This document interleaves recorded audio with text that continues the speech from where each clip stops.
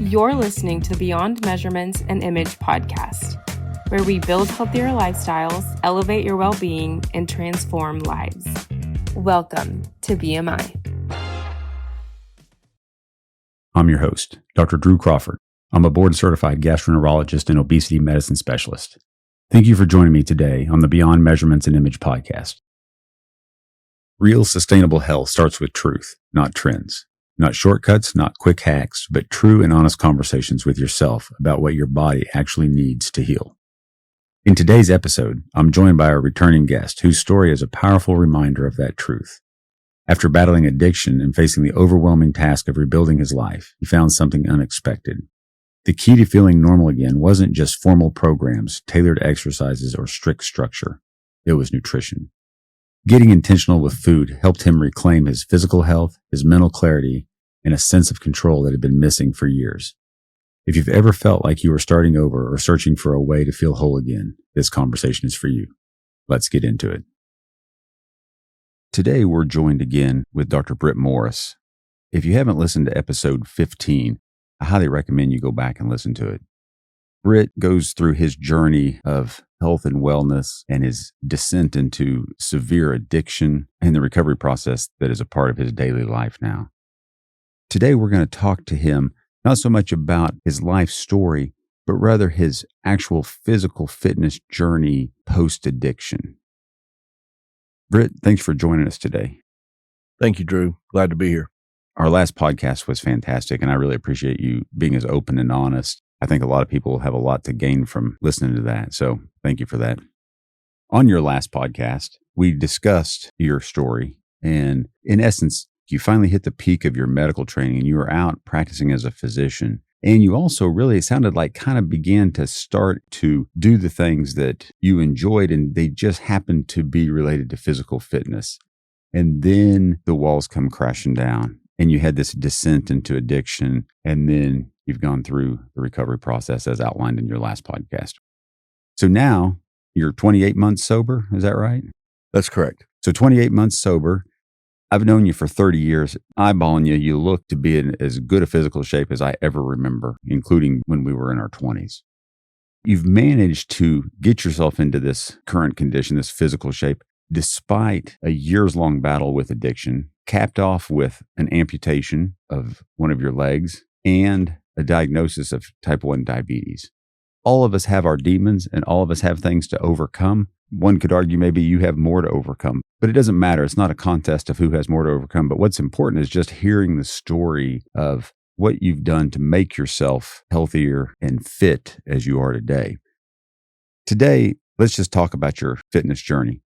I know in the last podcast, you referenced the fact that you originally thought that weight control and general physical fitness was 80% exercise and 20% diet. And as you've evolved, you've come to learn that it's really 80% diet and 20% fitness. And I think, and as I mentioned in a previous podcast as well, I think it may be more like 90%, 95% diet, 5 or 10% physical exercise. Although I think exercise is extremely important, it just has a limited role, at least in weight management. So that being said, at the end of the last podcast, you've initiated the pathway to sobriety and you're maintaining it. And I know that's a daily process. In addition to that, you've had to add on some weight control and introduction of physical fitness with a new body, right? Not only mentally, but also physically with your right below the knee amputation and a prosthetic and a diagnosis of diabetes, right? Maybe any of those things would be an excuse to not exercise and to eat what you want, right? You deserve it. That would be kind of the standard way of thinking. But you know better than that, and we all know better than that. And so you've kind of rose above that. So let's just start there.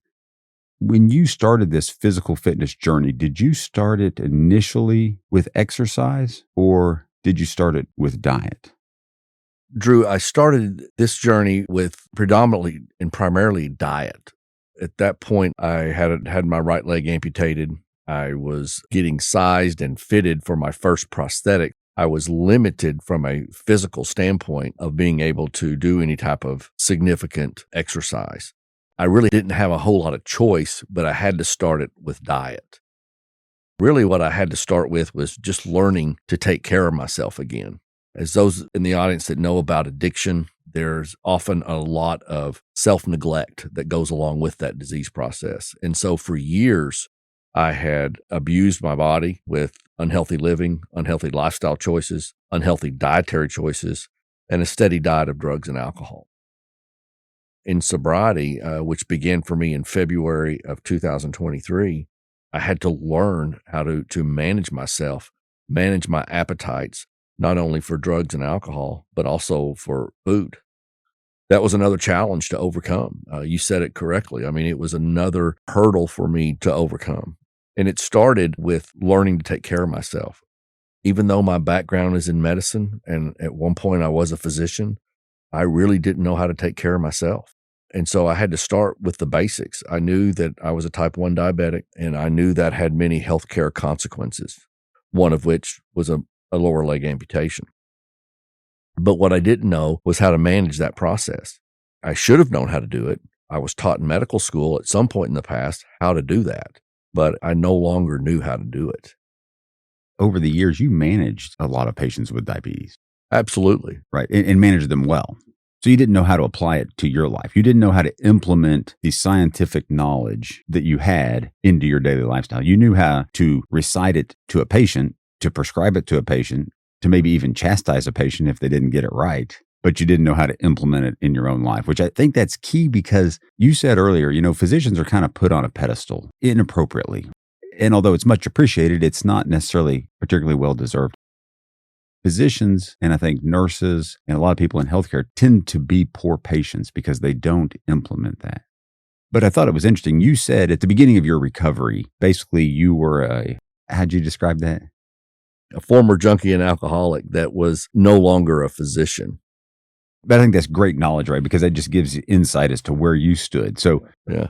For people listening to this, Britt is a physician and has a degree from medical school and years of practice, but he just wanted to make sure that you understood that this journey didn't come through a physician's mind. This came from a place of new recovery, non-medical knowledge.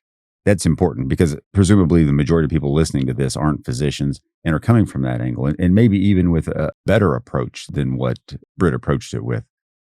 Let's start with the genesis of how you come to realize that you needed to make a dietary change. But maybe even before that, tell us the general diet that you were on. In February of 2023, I was newly sober. I was about 2 months status post a right lower leg amputation. I was an insulin-dependent diabetic, and I really had no idea of how to take care of myself. At that point, I was not following a standard diet. I still ate, for the most part, whatever I wanted. But up until that point, I had not been managing my blood sugars. I had not been monitoring my blood sugars. So, to say the least, they were poorly controlled. Do you know what your hemoglobin A1C at that time was, roughly? At the time of my amputation, it was 14. And a goal is less than 6? Less than 6, yeah. Right. So hemoglobin A1C is a blood marker that we check that gives us a general picture of what your average blood sugar was over the preceding 90 days. And so a hemoglobin A1C of 14, I'm going to say probably translates to an average blood sugar of about 375 to 400. In excess of 350, yeah. Where you want it is around 100. Just a normal Joe without diabetes walking around probably has a blood sugar of around 80 to 90. Yeah. Right after you eat, obviously it goes up. So you're 3 to 4 times over that, which has consequences, including neuropathy, which leads to amputation, which you had. It can lead to kidney damage. It can lead to little microvascular small vessel disease, oftentimes manifest with blindness or impairment of the eyes. That's the consequence. And yours was 14. So you begin to realize this and you start to rein it in. Correct. I knew I had to do something more than just being sober from drugs and alcohol. I had to take back control of my life from a health standpoint based upon the physical activity I did. I had to take back control of my diet, but I didn't really know how to make sound dietary choices.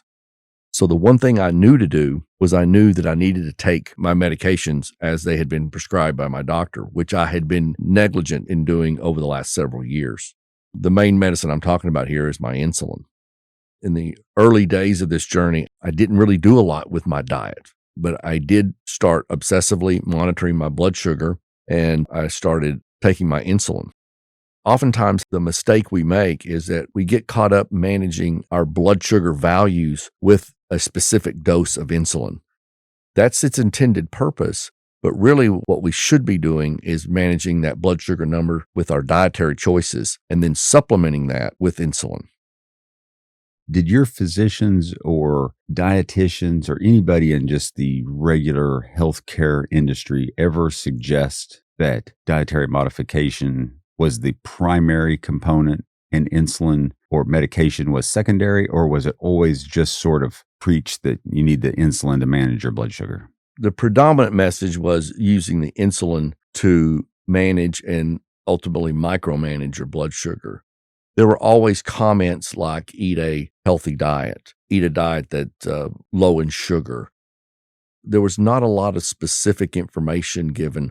And I'm not blaming the healthcare providers and the dietitians that I interacted with.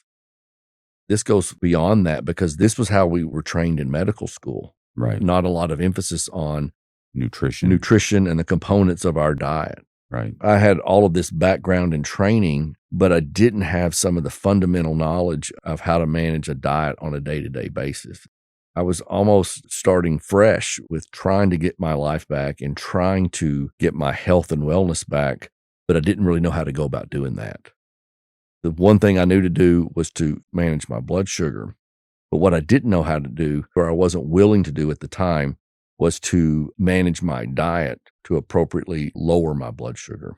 I strictly used insulin to do that. And as you can imagine, over the course of several months, the first several months of sobriety, with limited ability for physical activity, my insulin requirements went up and my blood sugar control improved. My physician at that point was happy with that. The problem with that was I really wasn't eating what would be considered a classic diabetic diet. I was still consuming a lot of processed foods.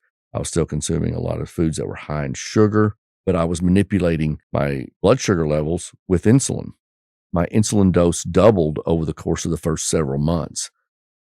Another thing that started happening, I started to gain weight. And that became a concern because as my insulin requirements went up, my weight also went up. I increased from around 200 pounds to up to around 250 pounds over the course of several months. Now, the good thing about that period of time was that I was sober from drugs and alcohol. The bad thing about that is that I wasn't doing my health any favors by adding on this weight and not eating an appropriate diet. Let's drill down on that for just a second.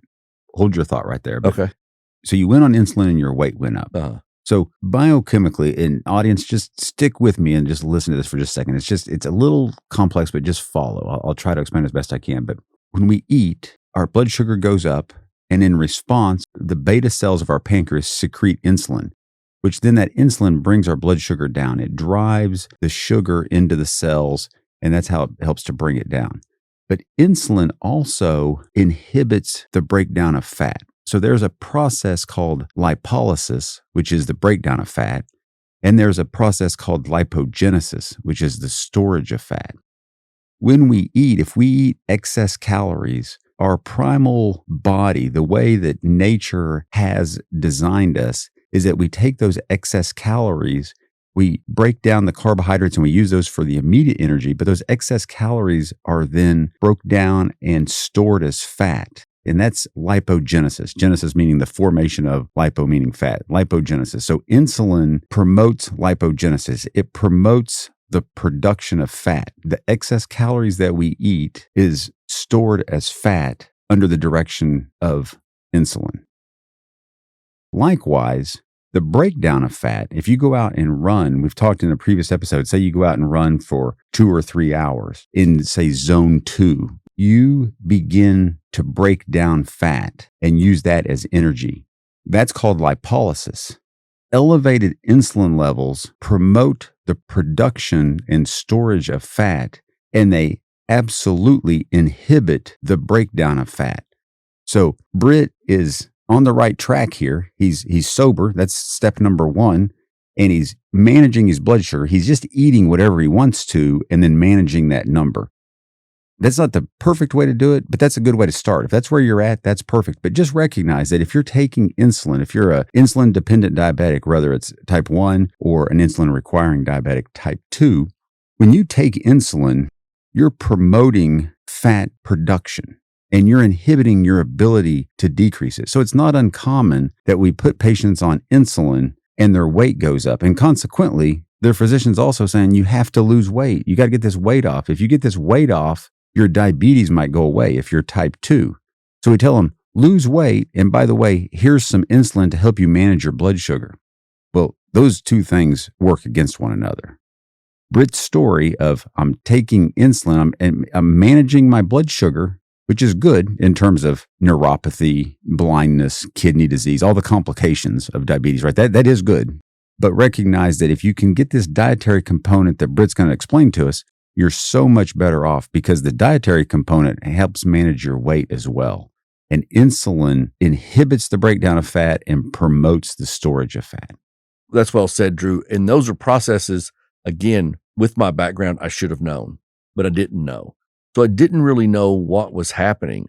I really thought what was happening is I was gaining weight, primarily because I was more sedentary than I had ever been.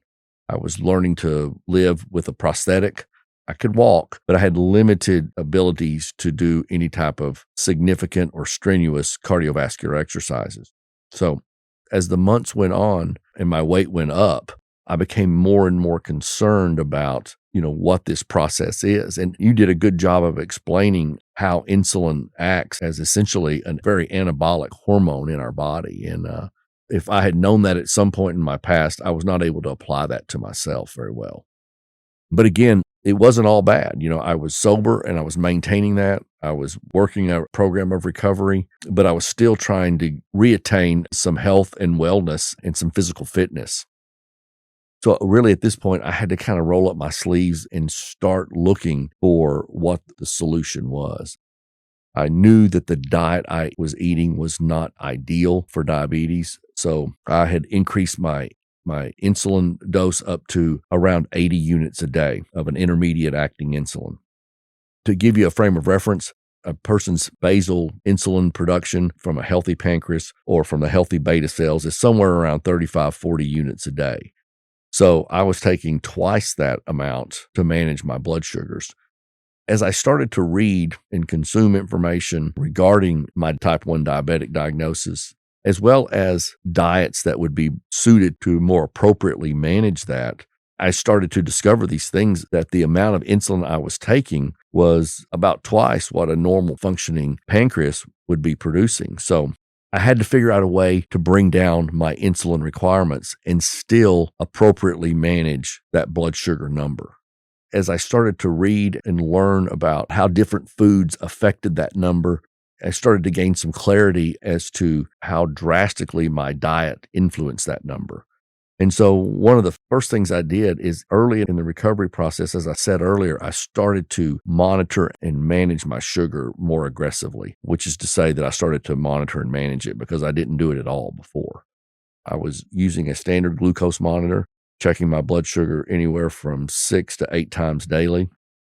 And my local pharmacist, who's a trusted advocate and friend, recognized that I qualified for a continuous glucose monitor, which are these devices that attach to your body, typically on your arm or your abdomen, and they give a continuous readout of your body's blood sugar measurement. It doesn't manage the blood, but it manages the interstitial fluid, which gives us a good indication of what our current blood sugar is. And it feeds that via Bluetooth into your phone. It was a great tool for me to see when I ate, depending on what I ate and how much of it, how drastically that affected my blood sugar within just a few short minutes. Once I was able to see that in real time and not have to stick my finger 4, 5, 6, 7, 8 times a day, it gave me a large amount of information where I could see the trends in my blood sugar on an hourly basis and on a daily basis. And then it would even graph it out for me on a weekly and monthly basis. So I could see what the foods I was eating was doing to my blood sugar, both immediately and in the long term. And this was a gift for a guy with a mind like mine that likes to see the data, to crunch that data, and to be very analytical about the information that I have. And I found myself making better dietary decisions based upon that number. But I still had a problem in that I didn't know what diet to choose. What diet should I follow? I continued to read, consume information, and I came across a diet called the Paleo diet. And the Paleo diet tends to be a moderate to high protein diet. It's usually made up of about 60 to 70% protein with about 30, 40% fruits and vegetables. Some people talk about it being somewhat of an ancestral diet. It tends to be a whole food diet that you cut out any type of added sugars, you remove any type of processed foods. And I started that diet about 18 months ago. So basically, that diet, the paleo diet, is kind of the antithesis of what the government tells us to eat.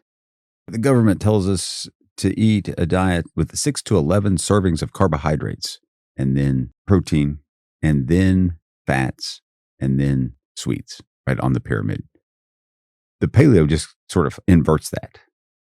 And I think that's important to know because, like we've talked about before on this podcast, the diet that the government promotes is not the diet that you want to be on. It, I think, feeds the healthcare industry. I don't necessarily think that that's the purpose of it, but it does. And we can see clearly that what we're doing as a society, as a country, that diet is not working. Obesity is at all-time high, diabetes, all these consequences of this bad diet of processed foods.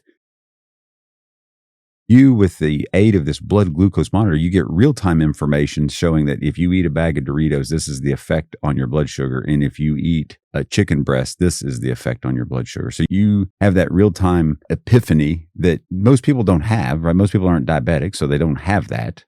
And unfortunately, probably the majority of diabetics don't have the ability to have that information. But you get that information, and then you act on it by going on the paleo diet. Correct. So from there, about the same time I started the paleo diet, I became much more comfortable with my prosthetic. I only say that because this allowed me to start doing some form of physical exercise. Is that because of the diet or just the timing was? No, it was just the timing. Okay. At that point, I was about 6 months following amputation. I had a prosthetic, but it just takes a while, or it took me a while to get used to it, where I could do some type of exercise. That exercise at the time and for the next several months following that was simply walking. I have a dog. I walk my dog multiple times a day. I found that helped with blood sugar control. It helped with a little bit of cardiovascular fitness, and it started to help with a little bit of weight loss as well. This was timed with instituting this paleo diet, which I found to be a good diet for me. It was predominantly a whole food diet with a lot of protein, fruits, and vegetables. What is removed out of that style of diet is fast food, processed foods, diets that are high in sugar, sugary drinks, sodas, fruit juices, things like that are just loaded with either sugar itself or high fructose corn syrup, things that are not advantageous for anybody and certainly not for a type 1 diabetic. Almost immediately, I saw a stabilization in my blood sugar. With the real-time readings, I could see exactly what different foods, how they affected my blood sugar. Foods that were rich in fiber would often blunt my blood sugar response to something sweet that I might eat. Proteins, red meat, chicken, things like that would tend to produce less of a severe spike in my blood sugar as opposed to a carbohydrate, a piece of bread, a tortilla, chips of some type. Those tended to produce a significant spike in my blood sugar. So the paleo diet was tremendous in that regard. Over the next several months, in fact, for the majority of the next year, that's the diet I ate strictly. I lost about 20 pounds during that time. My intention was really not to lose a great deal of weight, but that was a natural byproduct of that diet. As time went on, I obtained a second prosthetic for my amputated limb, which was more comfortable, which allowed me to do even more exercise. Still wasn't going to run a foot race, but I could walk more. I started to add in a little bit of resistance training, and these things were very helpful. As time went on, I continued to consume information regarding a healthy lifestyle, whether that be mental health or dietary health. I was always searching for the next evolution for me. I continued to work an aggressive drug and alcohol recovery program, but I also was trying to pursue on a daily basis healthy lifestyle choices. For the first time in my life, I was being intentional about being healthy just for the sake of my personal health. I wasn't training for a race or a marathon or a triathlon.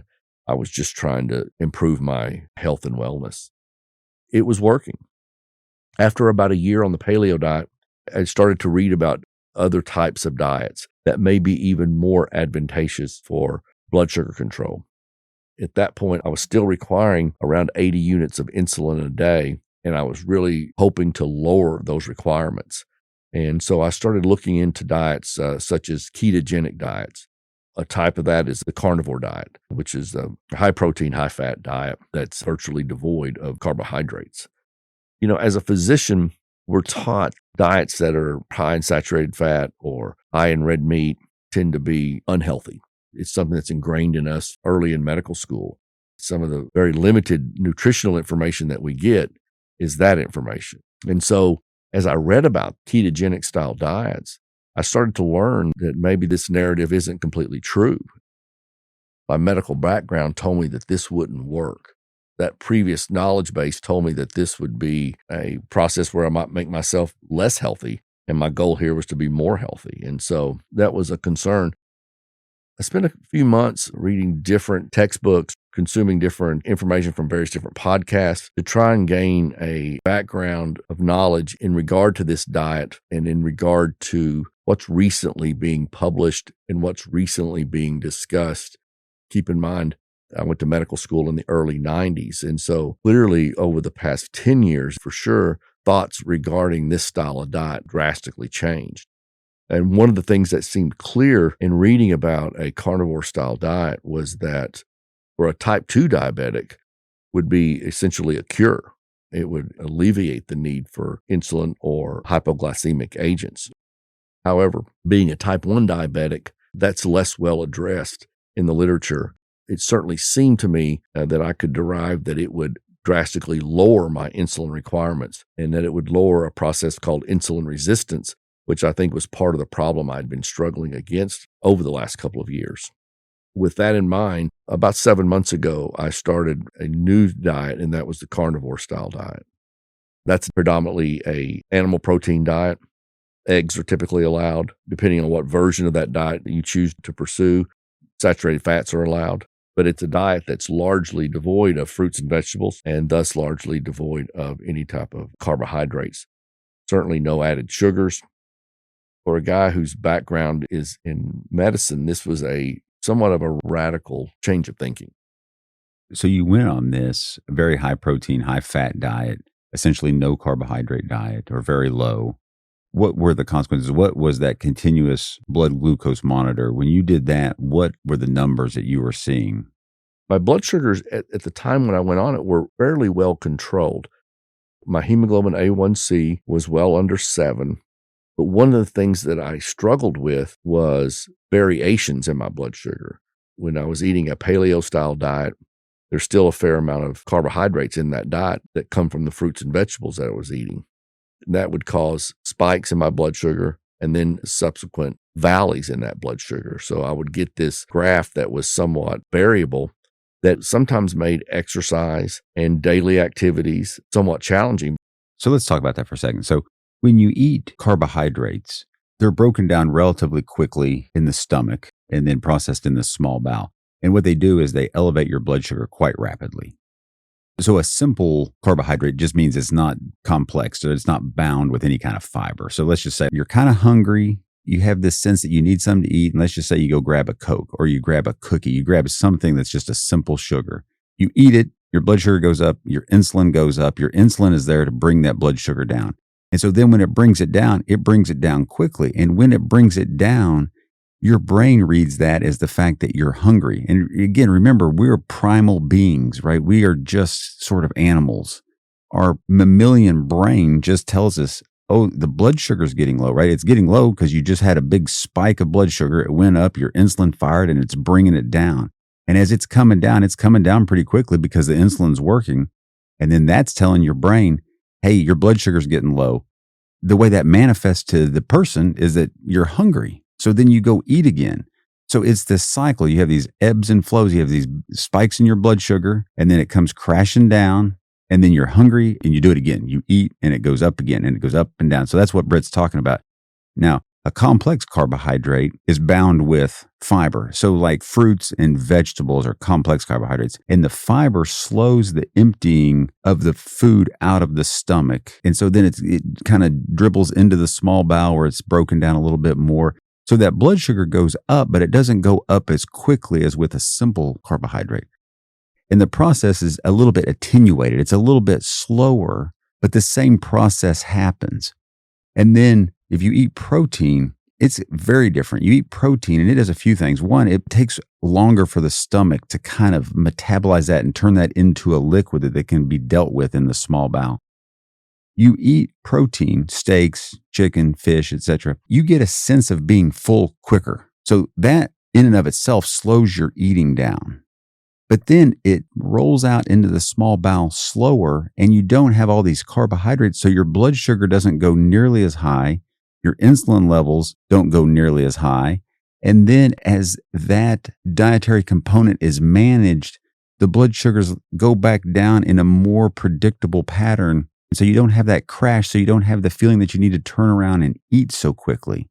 So if you'll remember when we talked about GLP-1s, right? Glucagon-like peptide is just that. And it comes from our small bowel. And it does a lot of this, right? It slows the gut down and it helps us to manage blood sugar. So what Britt is describing is dietary modifications that he's made that essentially do the same thing as a GLP-1. He's just doing it with diet as opposed to a medication. Now, I'm not opposed to the medication. I think in the right setting, the GLP-1s are fine, as we talked about in the previous podcast. But just recognize that this is the process that he's talking about. So when he's talking about carbohydrates coming down and giving them weakness, that's why. And just as a point of reference, a human's dietary requirement for carbohydrates is exactly 0.0. You do not need carbohydrates. So anyhow, I just wanted to put a point of clarity on that, Britt. Thanks, Drew. I think that was one of the things that, although I didn't really see it as a struggle, but I was struggling with that with the paleo diet. I was having a difficult time managing my activity levels because of my variations in blood sugar. And that also made it difficult, as you just said, to control my appetite and to control the amount of calories that I took in. Although at the time I really wasn't specifically counting calories, I was still trying to successfully or healthily manage my weight. But almost overnight with the carnivore diet, those things changed. And what I saw almost immediately within a few days, if not the first couple of weeks, was a flattening of my insulin levels, meaning there was very little variation in my blood sugar levels, diminishing my insulin requirements. So over the course of the first several weeks, my insulin requirements went from 80 units a day to less than 20 units a day. One of the things that I saw almost immediately was several pounds of weight loss over the course of just a few days or the first week or two. Now, a lot of that weight is what would be called water weight. Once you take carbohydrates out of your diet, then you tend to not retain fluid as you once did in the presence of carbohydrates. The good thing about that is it shows up in the scale really quick. The bad thing is a lot of that is water weight.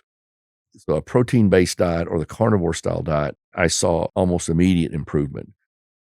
In other areas where I saw improvement was in my food cravings. I gained control over my diet in a way that I had never had before, in that my food cravings were diminished. I didn't feel the need to snack between meals. I didn't feel the need to eat 3 or 4 meals a day, which I had been doing. I found that a diet high in protein with some saturated fat was very satiating, and it stayed with me longer. It kept me satisfied from an appetite standpoint. Again, this was a process of learning how I could use food in a way that would manage my health. Historically, I had used drugs and alcohol to manage how I felt or to change the way I thought. I learned that I could use food to change the way I felt, to change the course of my health and wellness journey. It inspired me to continue to consume information regarding this. you learn a carnivore diet tends to produce a ketogenic response from your body, where your body tends to produce ketones that you burn in lieu of sugar. Keep in mind that if sugar's in our bloodstream, that's what our body's going to preferentially burn.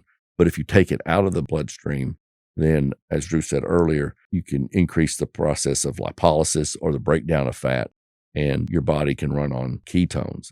And that's something that was relatively foreign to me at the time. And the carnivore diet put me in that state where I still had energy. I learned, as Drew stated earlier, our dietary requirements for carbohydrates is 0.0. I didn't need carbohydrates for energy or to carry out my exercise program or just to carry out the activities of daily living. I could survive on the carnivore diet, and it was a much more successful way to manage my blood sugar numbers and to manage the stability of those numbers. My blood sugars now run on average between 80 and 90. My last A1C was 5.1, and I've been on this type of diet for approximately the last 7 months. So ketones, just for the record, are a byproduct of using fat as fuel. So when your body begins to break down fat in the process of lipolysis, so it breaks the fat down, and that is used as a fuel as opposed to carbohydrates. And a byproduct of that is ketones, and hence the name ketotic diet or a diet of ketosis. Ketosis is the process. So Britt, let's just talk briefly about exercise, because I think, we ought to give it as much time as we feel it is relevant, right? Just simply because I think that you're spot on. You said that 80% of the process is dietary management. And clearly we have an N of one, right? We have one example here, but really there are more than that. There is an exercise program that you're on as well. Let's talk about it. I walk about 6 miles a day.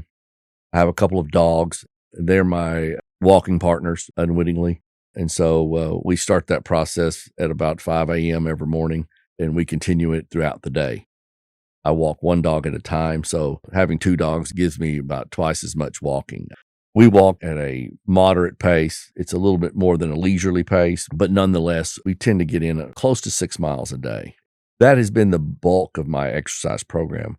Over the last several months, as I continue to read and consume information, I realized that lean muscle mass for someone my age, and probably for someone at any age, is vital to the process of life, the process of aging. And so I've added some resistance training. One of the things I've recently added is a process where, I do 100 push-ups a day, 100 sit-ups a day, and then 100 body weight squats a day. Again, these are things I'm adding into my walking program to try to increase my core strength, my lean muscle mass. I also do some basic stretching exercises, which I do at home. I also have some adjustable weight dumbbells that I use for some basic curls and some basic chest work to supplement the other exercises that I do. I mean, it's not an extensive program, but it's my program nonetheless. And right now, it seems to be working for me. I think the biggest part of it is dietary, and I'm not advocating that a carnivore diet is for everybody. It probably isn't, but picking a diet that is devoid of processed foods, I think a whole food diet, these are diets that are going to help us promote our health and wellness. And as you stated earlier, and as stated in multiple previous podcasts, our country, our world is in need of a shift in dietary management and focus. Exercise is part of that process. I would agree that it's probably less than 20% of that process, as you indicated, but it's part of the process. Our culture has gotten to the point where we're far too sedentary. Sometimes we're a victim of our own success, whether that's the desk-based occupations or video games or automobiles, escalators, elevators. We're aggressively pursuing comfort, and we are accelerating the aging process in doing so. I think that's a real problem that we're faced with. It's a problem that I came face to face with a couple of years ago, early in sobriety, and it's something that I continued to deal with on a daily basis. The process of addiction is a very selfish, self-centered disease. You're consumed with thought of only one thing, and that's where to get your next fix, your next drink, your next dopamine hit, so to speak. biochemically, that's what we're really talking about. But you'll sacrifice anything and everything to get that. I sacrificed career, family, wife, kids. I sacrificed a lot to chase that down. All of that was done in the aggressive pursuit of comfort. On a different scale, I think that's a problem that a lot of people suffer with. I think it may not be manifest in the form of unhealthy addictions to drugs and alcohol, but that aggressive pursuit of comfort is something that led to our epidemic of generalized unhealthiness, obesity. Sometimes we have to come to the realizations that sometimes life is hard, and sometimes we have to do difficult things to manage the day-to-day processes of our life. And it's okay to suffer some. Life shouldn't be drudgery, but it shouldn't be the constant pursuit of pleasure or comfort either. Yeah, comfort kills in a very slow fashion. Yeah. There's a YouTube video or channel, and it's a group of young men, and it's called the Yes Theory. I don't know if you've seen it, but they have a slogan called Seek Discomfort. And I think that's such a fantastic, worth watching for sure. In terms of the exercise program that you described, from a physiologic perspective, that's arguably the perfect exercise program, right? Because when you walk, you're probably in zone 2, maybe zone 3 heart. And what your zone 2 or zone 3 isn't that important, but it's moderate activity. And so what that does is when you're walking, that increases your muscles' need for blood sugar. And so the muscles take in blood sugar, which that helps to manage your blood sugar, but it also makes your muscles more insulin sensitive. Because remember, insulin's job is to drive sugar into the cells. And so if you're walking, you need energy in your legs and lungs and heart. You need energy to propel. And so the insulin has to get better at what it's doing to make sure that you're getting plenty of blood sugar in there. So when you're walking 3 miles a day, 6 miles a day, if it's 1 mile a day or 1 block a day, when you're doing that, you're helping to lower that blood sugar and you're increasing your insulin sensitivity, which is ideal. And then the weight training that you've added in, remember, we've talked about the recommendations are about 150 minutes of resistance training a day. And that's not to bulk up and to get big muscles. What that is designed to do is to maintain muscle mass while you're losing weight. And I know, Britt, your goal wasn't necessarily ever to lose weight. It's kind of a byproduct of the management of your diabetes. But in so doing, you've just kind of managed to stumble on the perfect exercise program, at least for yourself. So I think that's probably all that needs to be said about exercise from my perspective. The last thing here, we all have our own demons, and none of us are perfect. We all have issues that we're trying to address. And people that are obese, markedly obese, oftentimes their coping mechanism is eating. And that coping mechanism is out there for all the world to see. I think it's safe to say from our conversations, your alcohol abuse, your drug abuse, you were pretty good, as probably are most people with addiction, at hiding it from a lot of people. But when you're obese, when that is your coping mechanism and that is your vice and that is your addiction, all the world can see it. And the world isn't real forgiving of that. If you're a few pounds overweight, maybe you eat too much. Maybe you don't eat right. Maybe you're not doing the right exercise, right? And that's an issue as well. But when you're obese, it's maybe an addiction and maybe should be thought of that way.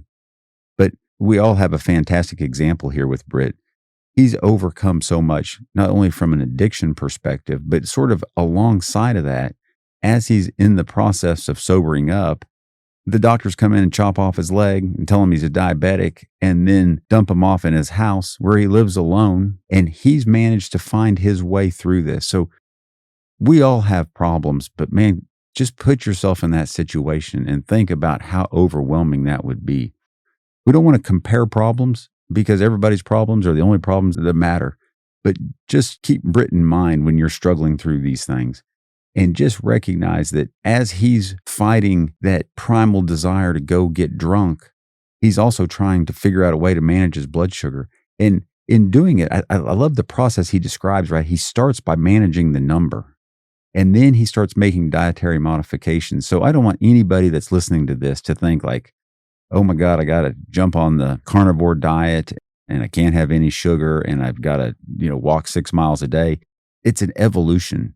If you're eating a bad diet and you're diabetic, do like Britt and start managing that blood sugar, right? It's the little things. It's the little habits that you start, and then they're self-perpetuating. As you manage to watch your blood sugar under control, then you start to take the next step.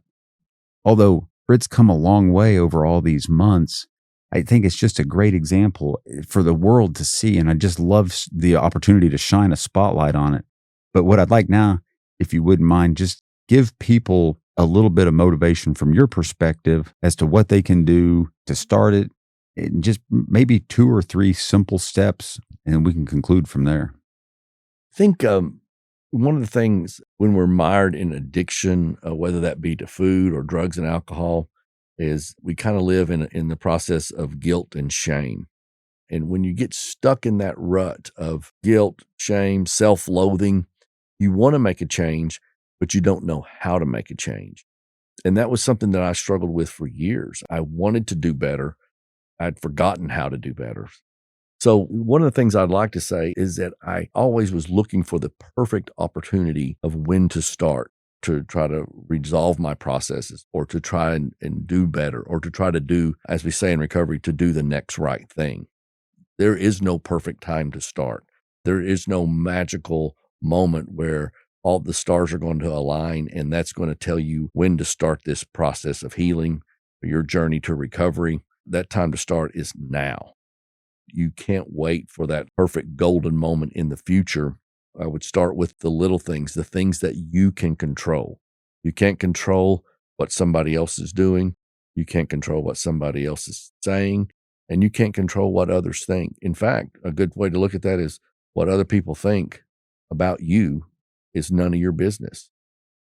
Start now and start with the things that you control. As Drew said, the thing I started with first, once I had sobriety in my life, was managing my blood sugar number. Then you can start to grow from that. There's going to be an extensive amount of information and resources that you can draw from that are available online via social media that will help encourage you, that will help get that process started. Yeah, no, that's perfect. That's well said. Britt, as always, I appreciate everything you bring to the table here on this, no pun intended, and really look forward to having you on the show again in the near future with even more information. Super proud of everything that you've done. And man, you found a tough road to take, but you've managed to do it, and I'm super proud of you. So thanks for joining us. Thanks, Drew. I'm your host, Dr. Drew Crawford. Join me next week as we go beyond measurements and image and build healthier lifestyles and elevate your well-being on the BMI podcast. See you then. The BMI podcast is provided for educational and informational purposes only and does not constitute providing medical advice or professional services. Be sure to check out our description below for our website and social media platforms.